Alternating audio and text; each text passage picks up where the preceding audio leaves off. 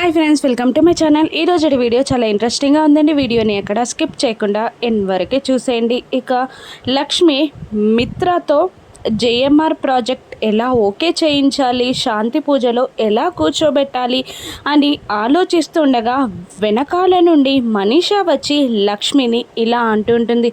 వా వా భలే ప్లాన్ చేసావు లక్ష్మి అని మనీషా అంటుండగా, ఏంటి నేనేం ప్లాన్ చేశాను అని అడుగుతూ ఉంటుంది లక్ష్మి. ఇక మనీషా చెప్పడం స్టార్ట్ చేస్తుంది. ఏం ప్లాన్ చేసావా? ముందుగా లక్ష్మిలాగా చనిపోయినట్టు యాక్టింగ్ చేసి ఆ తర్వాత సంయుక్తల మిత్ర జీవితంలోకి వచ్చావు. ఇప్పుడేమో మిత్ర పైన ఫోర్స్ పెంచడానికి, జేఎంఆర్ ప్రాజెక్ట్ని ఓకే చేయించడానికి కావాలనే లాస్ని సృష్టించావు. అంతేకాదు ఏదో గండమంటూ మిత్రతో శాంతి పూజ చేయించాలి అనుకుంటున్నావు. ఇంకా లక్కీతో కూడా మదర్లా భలే యాక్ట్ చేస్తున్నావు. ఇవి చాలవా నువ్వు చేసిన ప్లాన్కి నిదర్శనాలు అని మనీషా అంటుండగా, ఎవరు ప్లాన్స్ చేశారో, ఎవరు దుర్మార్గాలు చేశారో అందరికీ తెలుసు. నేనేం చెయ్యలేదు అని లక్ష్మి అంటుండగా, అవునా, నువ్వే నీ పెళ్లి ఫోటోని పిల్లలకిచ్చి కావాలని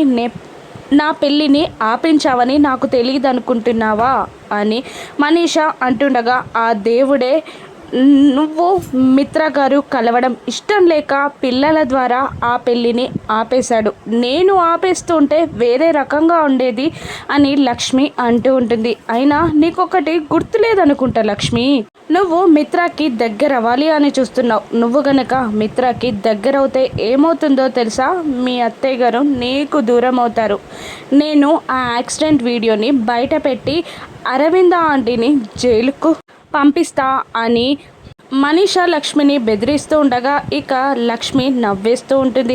ఎందుకా నవ్వు అని మనీషా అంటుండగా, నీకొక తెలియని విషయం చెప్పనా, నువ్వు ఆ వీడియోని ఎప్పటికీ బయట పెట్టలేవు. ఎందుకంటే నేను మిత్ర గారికి దగ్గరైతే నువ్వు ఆ వీడియో బయట పెట్టితే కన్న తల్లిని జైలుకి పంపించినందుకు నీపైన మిత్ర గారు కోపం తెచ్చుకొని పగ పెంచుకొని ఇంట్లో నుండి గెంటేస్తారు. అది జరిగేది అని లక్ష్మి అంటూ ఉంటుంది. అప్పుడు మనీషా, అవును, కన్న తల్లిని జైలుకు పంపిస్తే ఎవరికైనా కోపం వస్తుంది, కానీ మిత్ర అటువంటి వాడు కాదు. తప్పు చేస్తే ఖచ్చితంగా శిక్ష అనుభవించి తీరాలి అంటాడు. కాబట్టి మిత్ర నా వైపే నిలబడతాడు అని మనీషా అంటూ ఉంటుంది. ఇంకా ఇలా అంటుంటుంది, ఈ జేఎంఆర్ ప్రాజెక్ట్ కానీ శాంతి పూజ కానీ నథింగ్. నువ్వు నీ కొడుకుని జున్నుని తీసుకొని ఇక్కడ నుండి శాశ్వతంగా వెళ్ళిపో. ఆ వీడియోని నేను బయట పెట్టను, లేదంటే నేను ఖచ్చితంగా ఆ వీడియోని బయట పెడతాను. మిత్రాన్ని ఎలా ఫేస్ చేయాలో నాకు తెలుసు అని మనీషా అంటుండగా, నువ్వు బయట పెట్టే వరకు నేను చూస్తూ ఊరుకుంటాననుకుంటున్నావా? ఈలోపే నీ దగ్గర నుండి ఆ వీడియోని నేను తీసుకుంటాను అని లక్ష్మి అంటుంటుంది. ఎలా తీసుకుంటావో నేను చూస్తా అని మనీషా అంటుండగా, చూడు చూడు, ఈ ఇంటి కోడలు గెలుస్తుందో, మోసం చేసి ఈ ఇంటి కోడలుగా రావాలి అనుకుంటున్నా నువ్వు గెలుస్తావో నేను చూస్తా అని లక్ష్మి కూడా మనీషాతో అంతే లెవెల్లో ఛాలెంజ్ చేసి అక్కడి నుంచి వెళ్ళిపోతుంది. ఇక జాను తన రూమ్లోకి వస్తూ ఉండగా వివేక్ జాను చేయిని పట్టుకొని తన మీదికి లాక్కుంటాడు. ఇక అలా వాళ్ళ చూపులు కలుస్తాయి. ఇక వదులు వివేక్ అని జాను అంటుండగా, లేదు లేదు, ఇక్కడ నుంచి మనకు ఇంట్లోనే కాదు ఆఫీస్లో కూడా రొమాన్స్ చేసుకునే ఛాన్స్ వస్తుంది. ఎందుకో తెలుసా, అన్నయ్య జేఎంఆర్ ప్రాజెక్ట్ని ఓకే చేసేలాగా ఉన్నాడు. అప్పుడు మన ఆఫీస్లో ఇంట్లో ఎప్పుడు కూడా కలిసి ఉండొచ్చు అని అంటూ ఉంటాడు వివేక్. ఇక మనకు టైము అని వివేక్ అంటూ ఉండగా, ఇక అంత సీన్ లేదు, దేనికైనా మీ అమ్మ పర్మిషన్ కావాలి, పెళ్ళి తర్వాతే ఏదైనా అని అంటుండగా వివేక్ చిలిపిగా, పెళ్ళికా లేదంటే రొమాన్స్కా అని అడుగుతుండగా జాను తల కొట్టుకొని పెళ్ళికి బాబు అని అంటూ ఉంటుంది.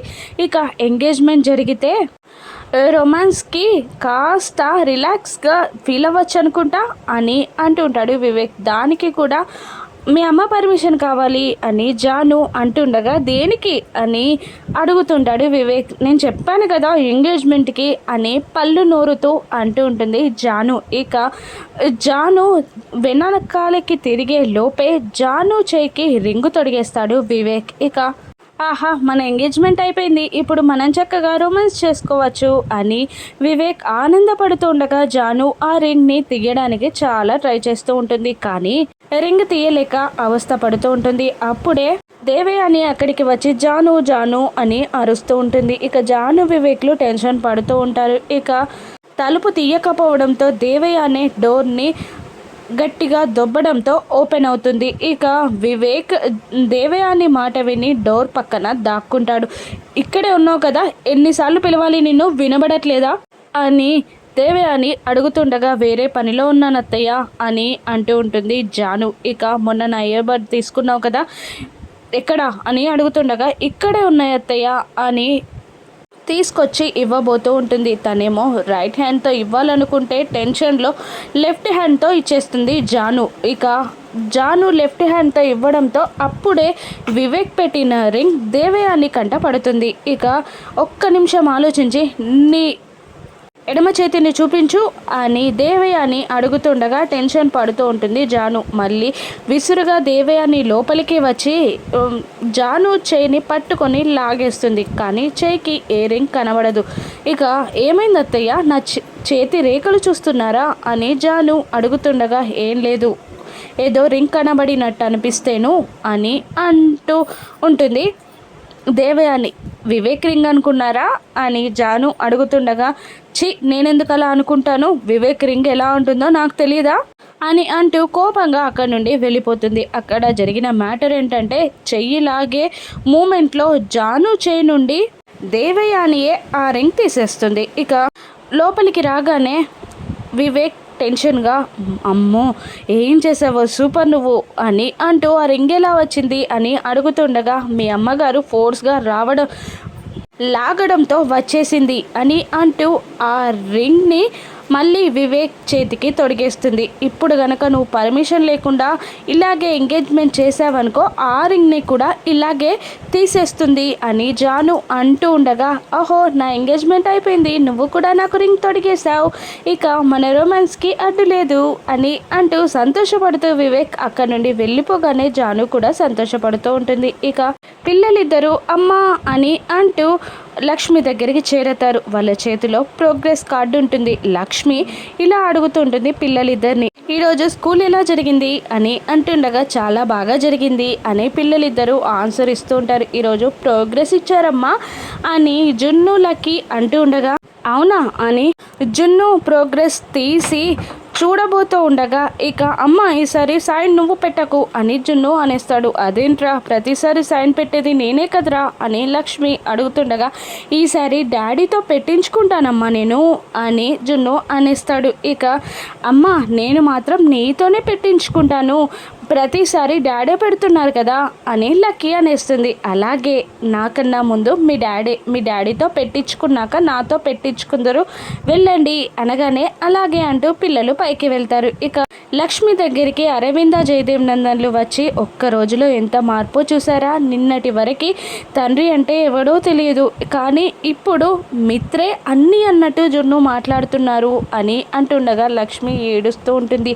ఇక ఏమైందమ్మా అని అడుగుతుండగా నా వారసత్వం వస్తుందేమో అని చాలా టెన్షన్గా ఉంది అత్తయ్య అని లక్ష్మి అనేస్తుంది. ఏంటమ్మా ఆ మాటలు అని అరవింద అంటూ ఉండగా జున్నుకి మిత్రగారి వారసత్వంగా గండాలు వచ్చాయి, నా వారసత్వంగా మిత్రగారితో ఎడబాటు గనక వస్తే మిత్రగాడిని వదిలిపెట్టి జున్ను ఉండలేరు, నేను తట్టుకున్నాను కానీ జున్ను మిత్ర గారిని వదిలిపెట్టి ఉండలేడు, తట్టుకోలేడు అని లక్ష్మి అంటూ ఉంటుంది. అలా ఏం జరగదమ్మా అని అరవింద జయదేవ్ నందన్లు ఓదారుస్తూ ఉండగా ఇప్పటి వరకు జరిగింది అదే కదత్తయ్య అని లక్ష్మి అంటూ ఉంటుంది. నీ జీవితంలో జరగాల్సిన చెడు అంతా జరిగిపోయింది, ఇక ఏం కాదు, ఖచ్చితంగా మంచే జరుగుతుంది, ఇన్నాళ్ళు నిన్ను దేవుడు కాపాడితే ఇప్పుడు పిల్లలిద్దరే నిన్ను కాపాడుతారు అని అంటూ ఉంటారు జయదేవ్ నందన్ అరవింద లక్ష్మిని. ఇక మిత్ర ఆలోచనలో ఉండగా లక్కీ ప్రోగ్రెస్ కార్డ్ని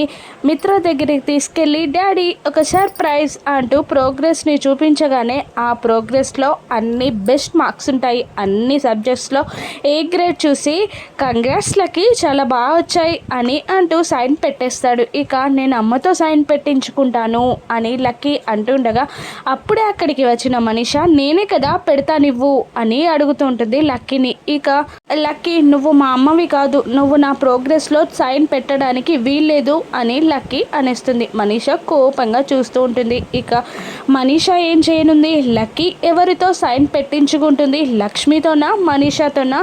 మిత్ర ప్రోగ్రెస్ కార్డులో సైన్ పెడతాడా జున్నుకి? రాను ఎపిసోడ్స్లో చూద్దాం. Thank you for watching.